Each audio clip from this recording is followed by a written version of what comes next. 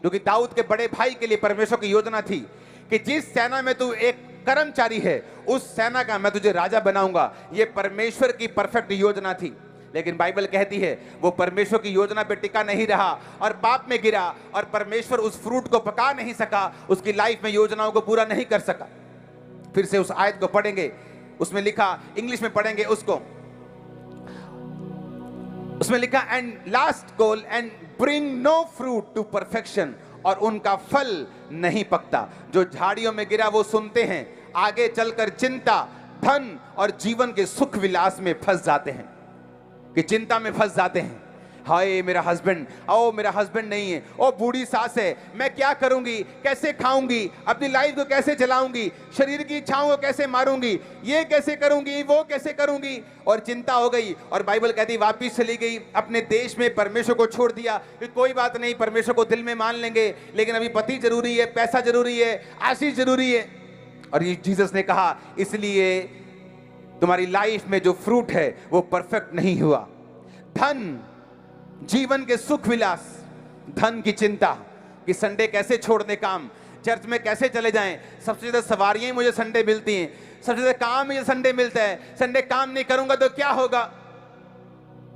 America में बहुत बड़ा एक बिजनेसमैन, एक चिक-फिल-ए उसकी रेस्टोरेंट चेन है, बहुत बड़ी चेन है। जब उसकी कर्मचारियों के साथ, अपने बड़े बड़े कर्मचारी जो जिनकी तनख्वाह एक एक महीने की 2-2 ढाई करोड़ रुपया होती है, एक महीने की तनख्वाह, उनके साथ जब वो बैठते हैं, सेल डिस्कस करते हैं कि सारे कैसे सेल करेंगे, क्या करेंगे, तो उसने कहा मैं संडे अपनी जो चेन है उसे बंद रखना चाहूंगा। सारे बोले no no no no no, आप चर्च जाइए, आप क्रिश्चियन हैं, लेकिन संडे तो 30-40% सेल हो जाती है पूरे हफ्ते की, सिर्फ संडे अमेरिका में। तो आप संडे अमेरिका में फास्ट फूड चेन को बंद नहीं कर सकते। उसने कहा नहीं, ऐसा नहीं हो सकता, मैं परमेश्वर को मानता हूं, मेरा विश्वास है कि परमेश्वर फल देने वाला है, बरकत देने वाला है, उसी की ओर से सब चीजें निकलती हैं, मैं संडे नहीं खोलूंगा। अगर आप आज स्टडी करेंगे तो वन ऑफ द बेस्ट और सबसे ऊंची चेन और सबसे कमाई करने वाली चेन आज भी वही है, चाहे वो संडे बंद रखता है क्योंकि वचन को पूरा करता है। Hallelujah, hallelujah. आप क्या समझते हैं, आप परमेश्वर के लिए कुछ छोड़ देंगे तो क्या वो आपको वो देगा नहीं? आप उसके लिए कुछ त्याग देंगे, क्या वो 100 गुना करके आपको वापस नहीं करेगा?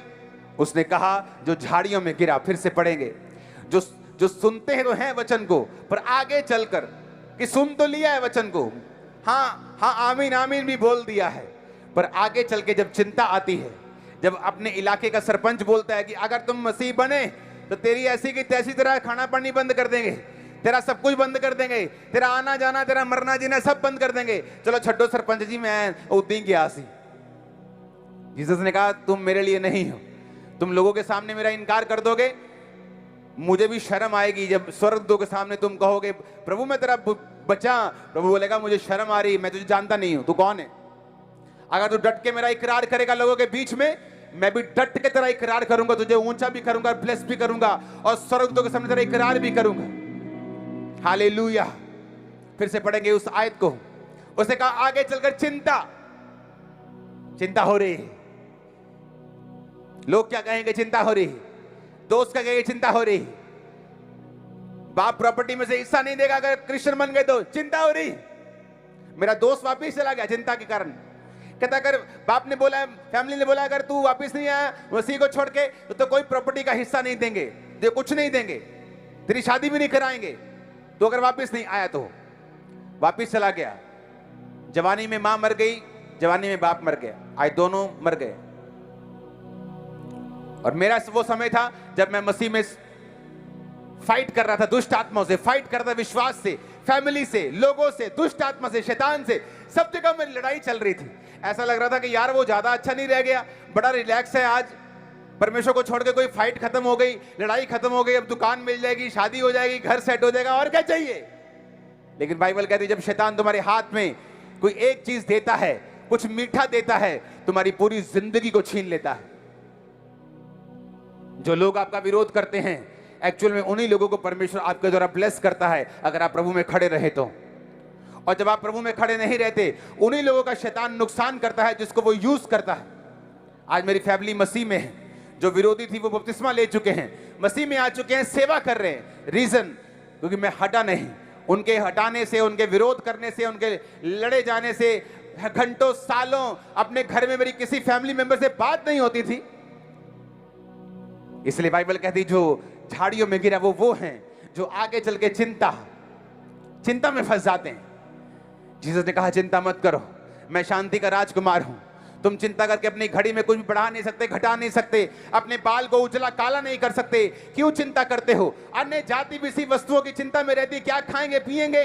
तुम्हारा स्वर्गीय पिता जानते तुम्हें किन चीजों की आवश्यकता है। उसके धर्म और राज्य की खोज करो, उसके वचन के अनुसार चलो, खड़े हो जाओ, अड़ जाओ उसके वचन के ऊपर। वो तुम्हें बनाएगा, स्ट्रॉन्ग करेगा और खड़ा कर देगा आसमान के ऊपर। आमीन ऊंचे वाला चाहिए। उसने कहा आगे चल के चिंता होती है जब धन पैसे का प्रेम सब प्रकार की बुराइयों की जड़ है।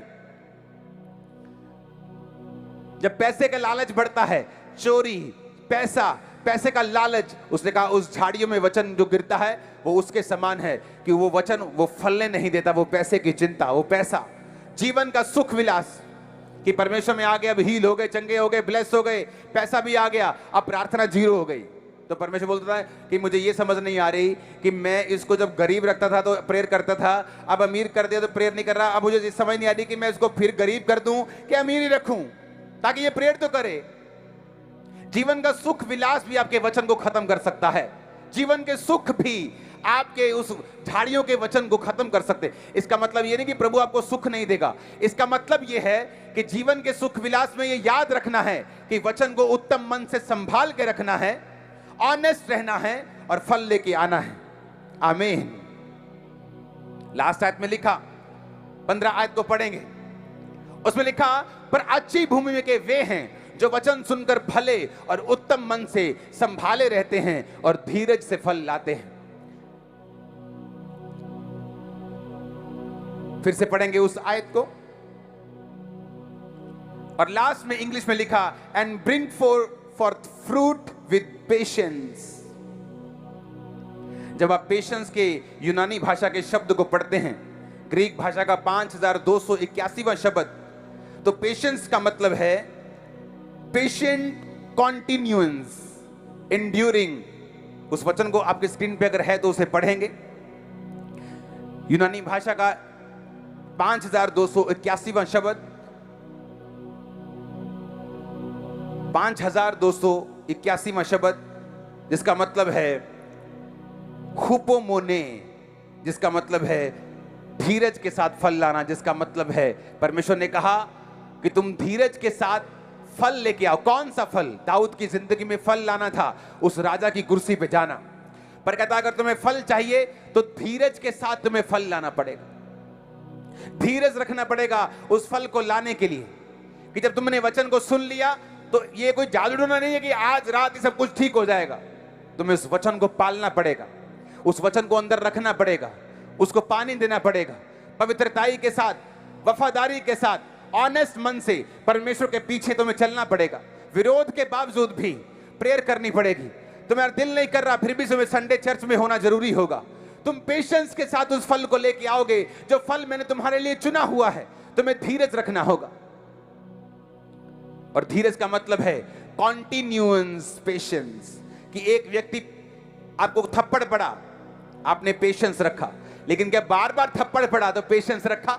वो पेशेंस की परमेश्वर बात कर रहा है कि एक बार तो प्रेयर कर ली, एक बार तो फाइट करके चर्च में चले गए, परमेश्वर को मान लिया, क्या वो चीज हमने बार बार की? एक बार तो पाप से बच गए, मना कर दिया, लेकिन क्या बार बार किया?